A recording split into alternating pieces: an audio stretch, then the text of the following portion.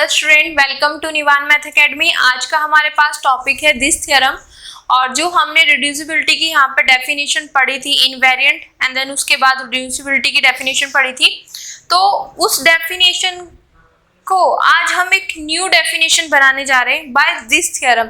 अब जब भी हम आगे इन फ्यूचर हम यूज करेंगे तो वो डेफिनेशन जहां नीड होगी वहां पे यूज करेंगे, बट इस डेफिनेशन का बहुत ज्यादा मतलब जो ये थ्योरम है ना, इससे जो नया रिजल्ट निकलने वाला है इसका बहुत ज्यादा यूज होगा। तो बेटा ध्यान से समझना, बहुत छोटा प्रूफ है इसका और बहुत इंपॉर्टेंट थ्योरम है। क्लियर बेटा? देखो, एक closed linear subspace M of H reduce and operator T if and only if का केस है। यहाँ पे M is invariant under both T and T star. T star क्या होगा? T का एडजॉइंट ऑपरेटर। क्लियर? तो यहाँ पे इस थ्योरम में क्या बोला गया है कि मेरे पास कोई भी हिल्बर्ट स्पेस H है। क्लियर बेटा?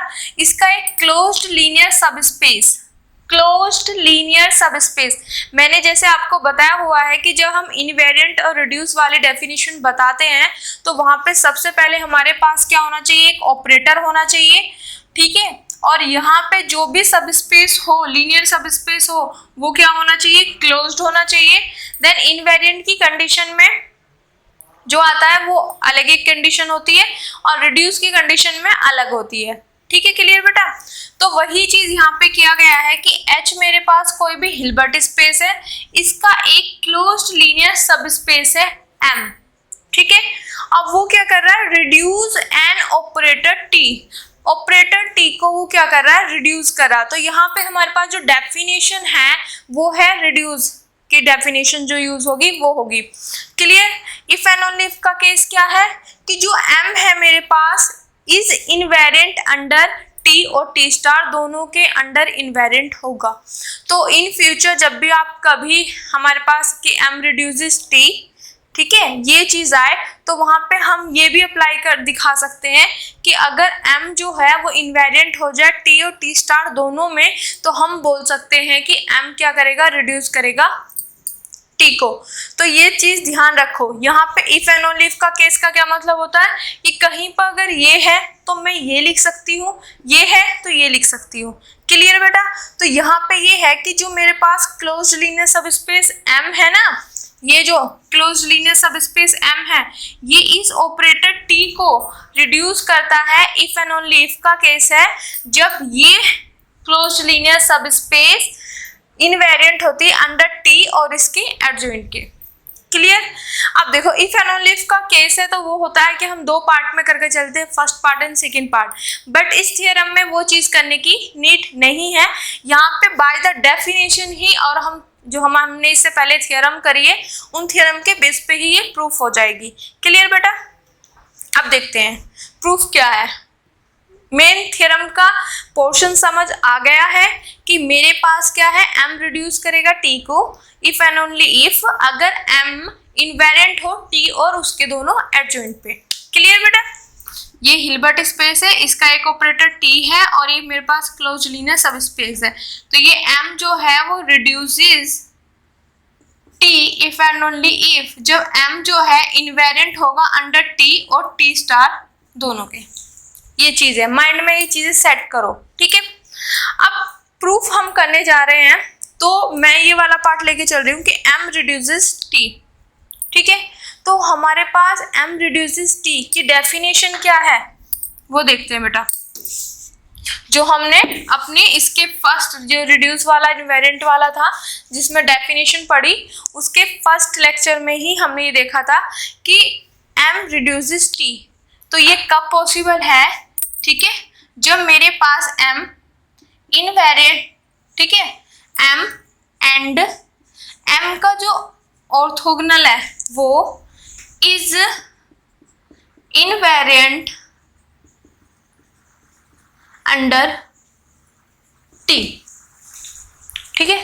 तो वहां पे जो मैंने आपको डेफिनेशन बताई थी वो क्या डेफिनेशन बताई थी कि कोई भी मेरे पास क्लोज्ड लीनियर सबस्पेस M होगा हिल्बर्ट स्पेस का, is set to be reduces T, operator T को वो रिड्यूस कब करेगा?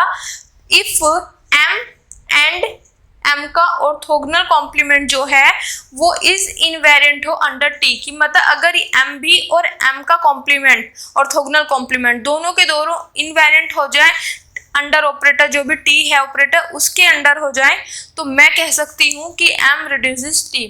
तो देखो डेफिनेशन है, अगर मैं कहीं पे बोल रही हूँ कि m रिड्यूसेस t तो ये अप्लाई हो जाएगा। कहीं पर अगर मैं ये चीज शो कर दूं कि m और उसका ऑर्थोगोनल कॉम्प्लीमेंट जो है वो इनवेरिएंट है अंडर t तो मैं ये लिख सकती हूँ। तो वही चीज इस वजह से बाय द डेफिनेशन मैंने यहाँ पे इफ एंड ओनली इफ का केस है कि कहीं पर ये है तो ये होगा, ये है तो ये होगा। क्लियर? अब देखो इसी डेफिनेशन को थोड़ा सा यहाँ पे रीअरेंज किया है, ठीक है, बोथ यहाँ पे था बोथ कि बोथ दोनों के दोनों, ठीक है। अब इसको रीअरेंज किस तरीके से किया है वो देखते हैं।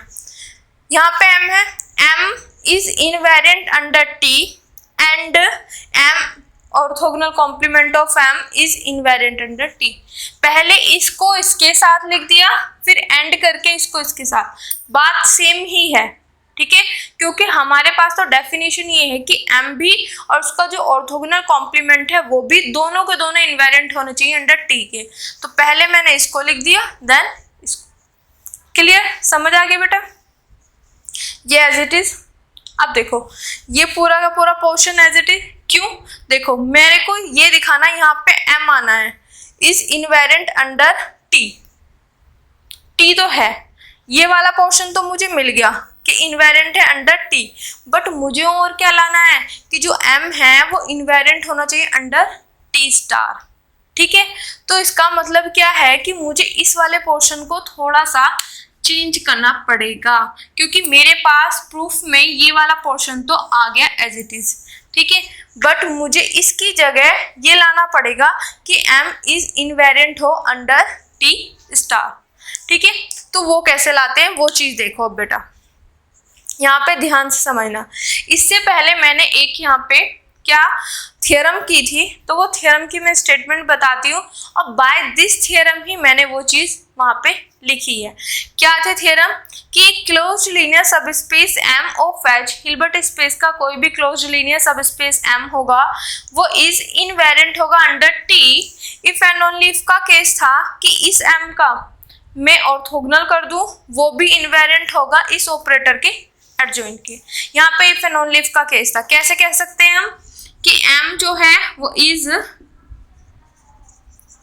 इनवेरिएंट है under t if and only if का केस है जो ये m है इसका यहाँ पे क्या हो रहा ऑर्थोगोनल बेटा और यहाँ पे इज इनवेरिएंट अंडर यहाँ पे t की जगह t स्टार। क्लियर? समझ आया बेटा? यहाँ पे t स्टार। इतना बात समझने की कोशिश करो। इसको ही मैंने थोड़ा सा शॉर्ट में लिख दिया जिससे आप अच्छे से वो कर सको। m मेरे पास क्लोज लीनियर सब स्पेस तो है हिल्बर्ट स्पेस का, वो क्या है इनवेरिएंट अंडर t। अगर कहीं पे ये चीज होगी तो मैं ये लिख सकती हूँ, अगर कहीं पे ये है तो ये लिख सकती हूँ। इस थ्योरम का मतलब यही तो हो गया क्योंकि ऑलरेडी हम इसको प्रूफ कर चुके हैं, बस यहाँ पे इसका यूज करने वाले हैं।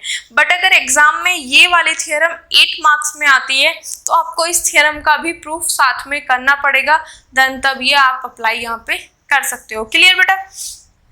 अब देखो मेरे पास क्या है ये वाला, इसको मैं लूंगी इस वाले पोर्शन से ये लिखूंगी। कैसे? यहाँ पे मेरे पास क्या है m ऑर्थोगोनल कॉम्प्लीमेंट, मतलब ऑर्थोगोनल कॉम्प्लीमेंट m जो है वो इज इनवेरिएंट अंडर t। तो यहाँ पे ये थ्योरम थी तो इस थ्योरम की बेस पे ही मैंने वो चीज लिखी है। अब मेरे पास यहाँ पे तो m था, ठीक है, बट मेरे पास वहाँ पे क्या है ऑर्थोगोनल कॉम्प्लीमेंट ऑफ m और सब एज इट इज है। m is invariant under t, m orthogonal complement is invariant under t। यही आ गया पूरा पोर्शन, ठीक है। सिर्फ वहां पे क्या है ऑर्थोगोनल वाला पोर्शन है, यहाँ पे सिंपल m था तो मैंने वो कर दिया जो मुझे चाहिए। जैसे ही मैंने यहाँ पे ऑर्थोगोनल लगाया तो बाय दिस थ्योरम यहाँ पे अगर m है तो इसमें ऑर्थोगोनल लग जाता है, तो यहाँ पे अगर ऑर्थोगोनल है तो इस पे भी क्या लग जाएगा ऑर्थोगोनल। क्लियर बेटा? अब देखो इस थ्योरम से ही बता रही हूँ। यहाँ पे m है तो इसका ऑर्थोगोनल आ जाता है, तो यहाँ पे मेरे पास ये और m ऑर्थोगोनल है तो इसका भी तो ऑर्थोगोनल आ जाएगा, ठीक है। और इज इनवेरिएंट, यहाँ पर t था तो इसका स्टार, ये सब एज इट इज है।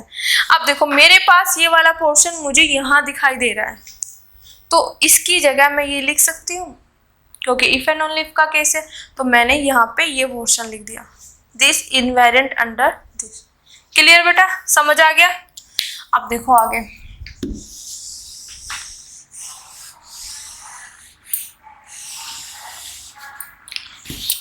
ये तो हो गया हमारे पास इस थ्योरम से कि अगर यहाँ पे जो भी होगा उसका ऑर्थोगोनल लग जाएगा, यहाँ पे जो ऑपरेटर होगा उसका स्टार, अगर इससे इसमें लेके जाते हैं तो ये हट जाएगा और ये हट जाएगा, ठीक है।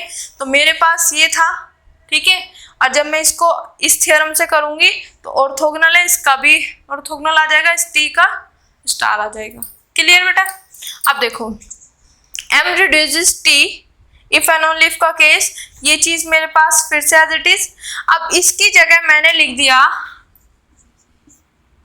इसको ना ऐसे भी लिख सकते हैं, ठीक है, इसकी जगह मैंने लिख दिया m यहाँ पे, और इज इनवेरिएंट अंडर ये एज इट इज। अब इसकी जगह ये m क्यों लिखा वो चीज समझने की कोशिश करो। देखो मेरे पास यूनिट फर्स्ट में एक रिजल्ट थ्योरम ही होती है। थ्योरम क्या है हमारे पास, if m is a linear subspace of h, Hilbert space का कोई भी एक लीनियर सबस्पेस है m, ठीक है। अगर ये m क्लोज्ड हो जाता है तो यहाँ पे इफ एंड ओनली इफ का केस है कि इसको मैं ऐसे लिख सकती हूँ। क्लियर बेटा। तो देखो यहाँ पे चीजें समझो कि मेरे पास क्या है, लीनियर सबस्पेस है, और यहाँ पे जो ये m है ये क्या हो गया बेटा, क्लोज्ड। और जब ये क्लोज्ड हुआ तो यहाँ पे इफ एंड ओनली इफ का केस है, तो जब क्लोज्ड है तो मैं ये चीज लिख सकती हूँ। उसी बेस पे मैंने यहाँ पे ये m के इक्वल लिखा है, this equal to m। Clear, समझ आ गया बाय दिस थ्योरम। क्योंकि अगर मेरे पास m क्लोज लीनियर सबस्पेस ना होता तो मैं नहीं लिख सकती थी, ये सिर्फ लीनियर सबस्पेस होता तब नहीं लिख सकती थी। जैसे ही ये क्लोज्ड बना वैसे ही मैं इसको ये चीज़ लिख सकती हूँ। इतना क्लियर। तो ये चीज़ आ गया यहाँ पे, ठीक है। अब देखो m यहाँ पे है, m यहाँ पे है, ये भी इनवेरिएंट है, ये भी इनवेरिएंट है, पर यहाँ पे t है, वहाँ पे t स्टार है। इनको रीअरेंज करेंगे तो m is invariant under t and t star. और यही चीज हमें प्रूफ करनी थी कि अगर m रिड्यूस करता है t को, जो क्लोज लीनियर सब स्पेस है, तो इफ एंड ओनली इफ का केस आ जाएगा। यहाँ पे m जो है इनवेरिएंट होगा under t and t star. तो हमने जो पहले डेफिनेशन पढ़ी थी रिड्यूस वाली कि अगर m रिड्यूस कर रहा है t को तो m और उसका जो ऑर्थोगोनल कॉम्प्लीमेंट होगा वो इनवेरिएंट होना चाहिए इस ऑपरेटर के अंडर, ठीक है। बट अब हमने एक न्यू डेफिनेशन, न्यू रिजल्ट यहाँ से निकाला है। वो क्या निकाला है कि अगर m रिड्यूस कर रहा है t से तो मैं दिखा दूंगी कि जो ये m है वो इनवेरिएंट हो t के और t स्टार के अंडर। क्लियर। तो इससे ज़्यादा इजी ये वाला पोर्शन पड़ जाता है, ठीक है। इसमें तो सिंपल पहले m के लिए फिर m ऑर्थोगोनल कॉम्प्लीमेंट के लिए ये दोनों दिखाना पड़ेंगे इनवेरिएंट, बट यहाँ पे सिर्फ m के ही बेस पे मैं दिखा दूंगी कि वो इनवेरिएंट अंडर t और t स्टार। तो आगे से जो भी हम थ्योरम करेंगे तो वहाँ पे ये वाली स्टेटमेंट जो हमारे पास डेफिनेशन है ये ना यूज़ करके हम ये वाला पोर्शन यूज़ करेंगे, ये डेफिनेशन यूज़ करेंगे, ये रिजल्ट यूज़ करेंगे। अगर आपको मेरी वीडियोस, मेरे लेक्चर्स पसंद आ रहे हैं तो please like, subscribe my channel और उन बच्चों तक जरूर पहुंचाए जिनको इनकी नीड है। Thank you so much.